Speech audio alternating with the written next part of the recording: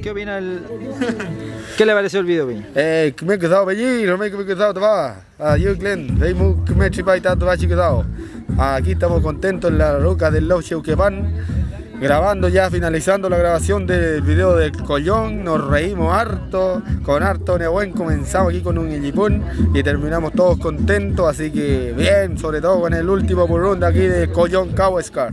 Así que amule Pepeñi, este quedado que va a llegar a toda nuestra gente para alegrarle el piuque. Vele.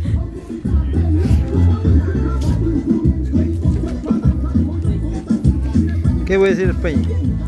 Peñi, quiñe tak dau ta tuha Peñi, ayu Glen tanyi piuke, tawachi antume cintain kume tau gleal, tawachi ru kamu, quiñe bicha Peñi ka langien elu, tawachi lo, cheuke pamping elu, heimta rome quiñe puliwen, heimta rome manyum Glen nga que hilke dau ta tuha tawachi antume ochipai. Venga. ¿Alguna palabra de la lamien?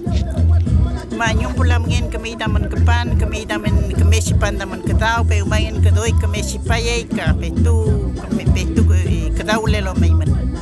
Kami kesipay daman ketau tadi.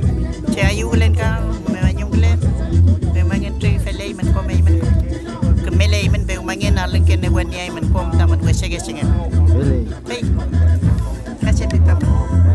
¿Alguna palabra, Peña? ¿Qué le pareció el... No, Ayelen Tañi Piuque. Todo muy divertido, va a ser el medio video, Peña. Eso, y agradecido de la invitación de Quiñe Puliwen. Siéntese, prepárense por ahí porque aquí ya pasó ya. ¿Qué puede decir aquí la lamien?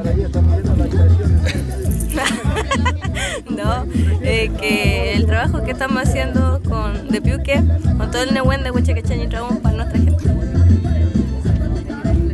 Bueno, bien cansado, ha sido un día bien agotador, pero el video va a quedar muy bueno, así que para todos los lamien hay que estar atentos. Mucho trabajo, estamos cansados,